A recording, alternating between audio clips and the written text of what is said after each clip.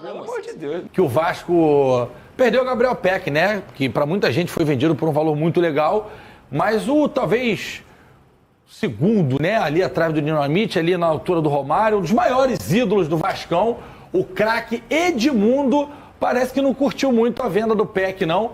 E numa entrevista ao Dieguinho do Futebolaço, no YouTube, canal muito legal, inscrevam-se, ele falou sobre isso. Primeiro, eu sou contra a venda de um titular, né? Um jogador que é voluntarioso, que tem muito a evoluir. Eu sou contra a saída do Peck, acho que vendeu muito barato. Acho que o Vasco é um dos que vende pior os seus talentos, as suas joias.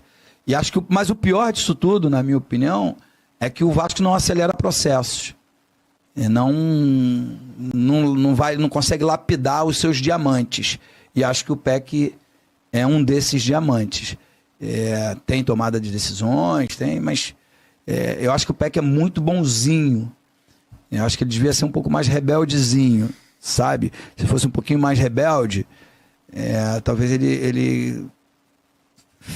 a rebeldia talvez fizesse melhor para a carreira.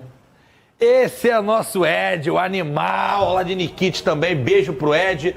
Thiago, você que tá sempre ali pelos meandros de São Januário, você acha que o Peck tinha que ser mais rebeldezinho?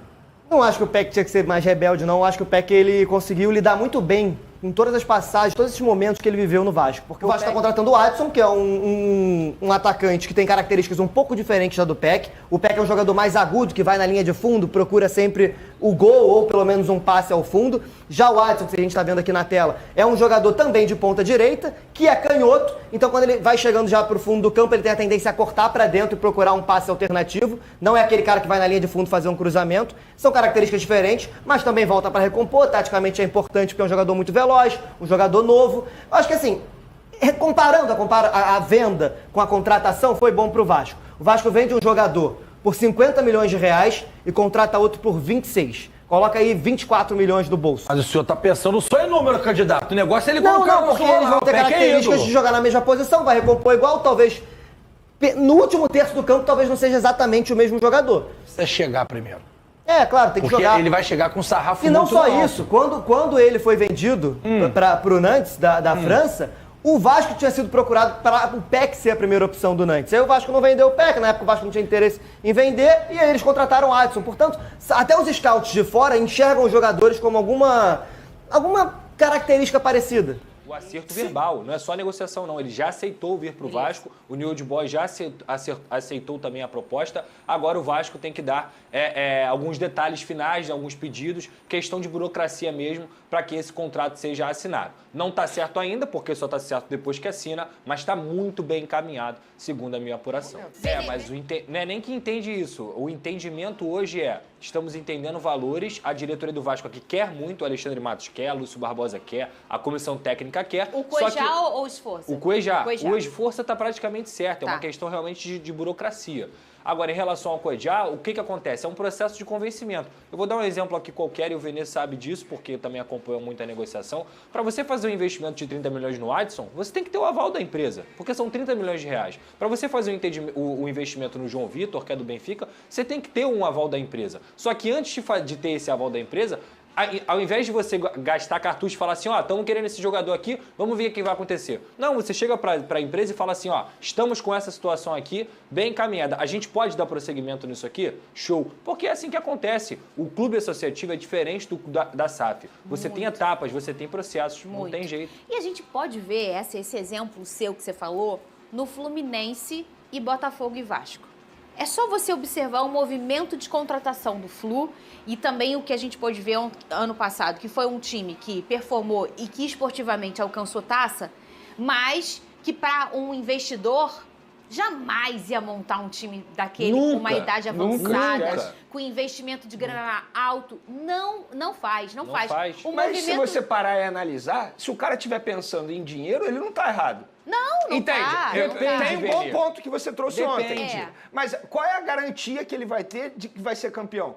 Exemplo, ano passado ninguém botava o Fluminense como um dos grandes favoritos a ser campeão da Libertadores. Inclusive, ou até mesmo no debochavam. Campeonato Brasileiro. Sim, pô. A gente falava muitas aqui, a imprensa pessoas. paulista debochava. Quem fazia isso é desconhecimento de futebol. É. Desconhecimento de futebol, porque o Fluminense sempre teve um bom time e depois que fez as contratações que fez, eu sempre falei aqui no programa, o Fluminense é Verdade. candidato a título. O Fluminense joga o melhor futebol do Brasil e é candidato a título. E eu vou te dizer, Vene, assim, se você for pensar por outro lado, o que um campeão da Libertadores fez com o valor do Nino? Fez com o valor do André? Fez com o valor do John Arias? Fez esses caras que, teoricamente, no mercado valiam X e hoje eles valem XX. Então, quando você é campeão, quando você chega longe, quando você tem uma equipe muito bem estruturada, você valoriza os próprios ativos que você tem, não só com garotos. Então, tudo isso acontece. Gente, o que a Copa do Brasil faz hoje? Ela é o campeonato que mais paga. Se você chegar longe nas finais da competição, se você chegar longe no Campeonato Brasileiro, na Libertadores, é por fase. Então, investimento em futebol, como você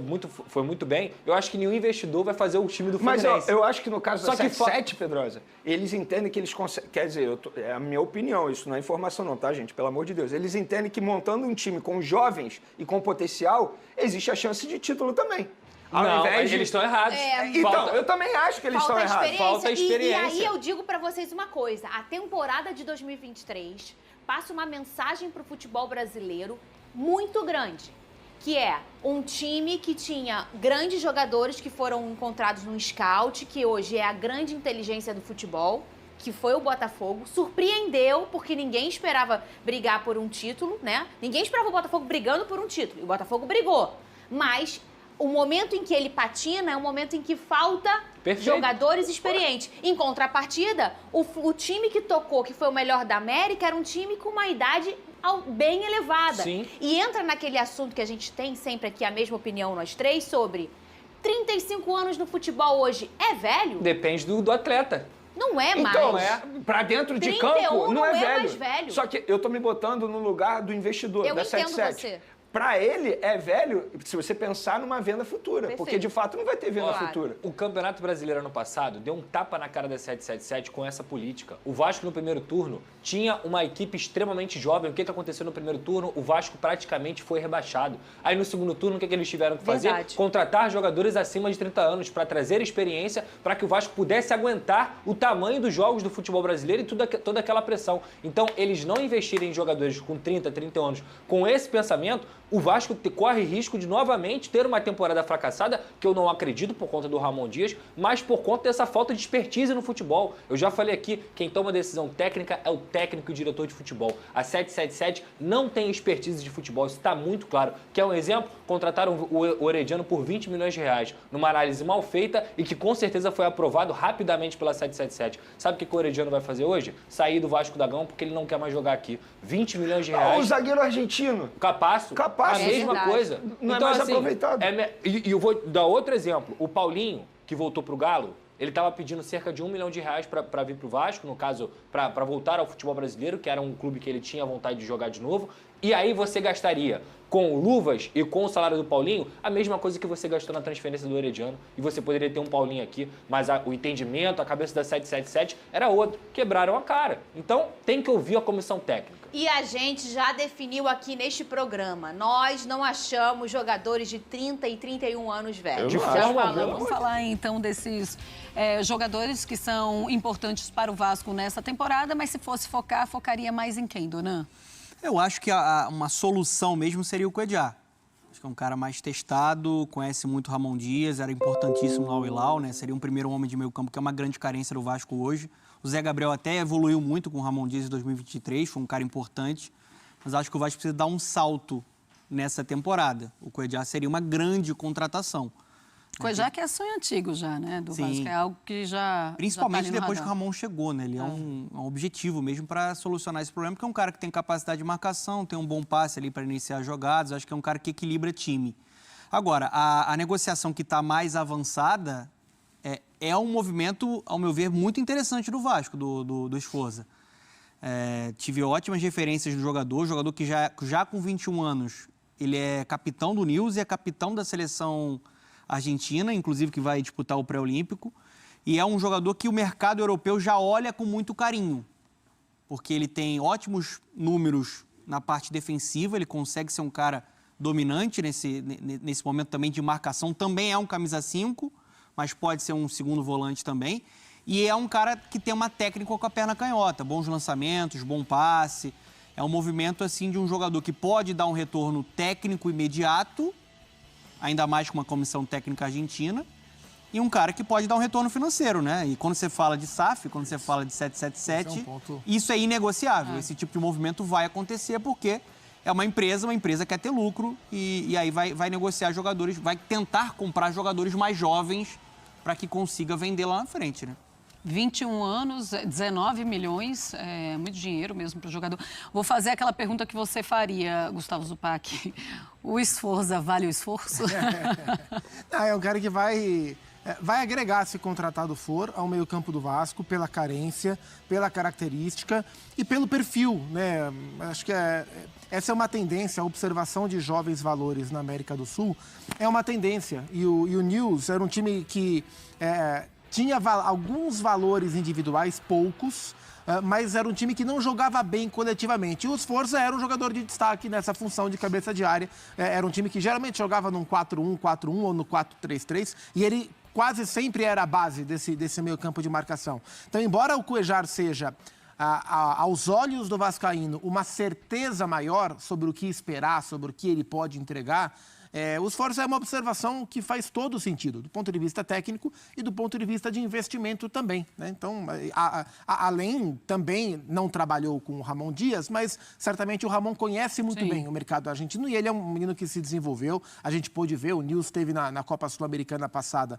no grupo do Santos, na fase de grupo, e no mata-mata enfrentou o Corinthians, foi eliminado. Ele fez gol com o Santos até. Fez, a gente viu agora na Vila Belmiro, então a gente pôde ver de perto. É uma boa observação e acho que encaixa com o meio-campo do Vasco, né? O Vasco reforçou a defesa, o Vasco está tentando reforçar mais o seu ataque, tem na figura do Payet uma esperança no meio-campo, mas tem na função do camisa 5 e no camisa 8 buscar um pouco mais de certeza. Sim. O Praxedes vai ser essa certeza, o Paulinho vai conseguir render o que rendeu no momento em que ele chegou e que de fato ele encantou dentro do anonimato dele, depois teve uma queda, mas a função de primeiro volante é algo que o Vasco tem que resolver.